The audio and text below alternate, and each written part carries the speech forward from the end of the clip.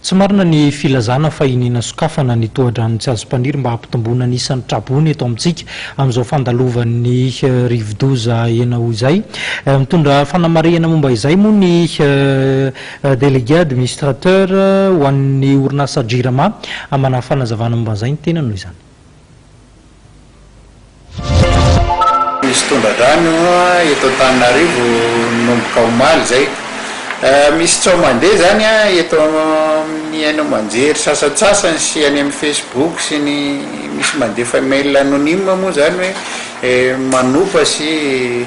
manao menace ho an'ny mpiara-miasa amin'ny Jirama hoe nareo mamono vahoaka tsy misy fahamarinana na dia kely akory aza ny zavatra ambara hoe ny barazany tsy azo mpaniry dia fanena inina sokafana mba adifitra rano na Antananarivo io ampitombo nisan'ny trabona mba ahafahan'ny fanjakana mahazo vola amin'ny fanampiana ho an'ireo trabony ireo. Zavatra filazana zavatra ohatr'izany zany dia hoe lainga marivo tototra sy tsao zay ahely ampikorotana saim-bahoaka fotsiny.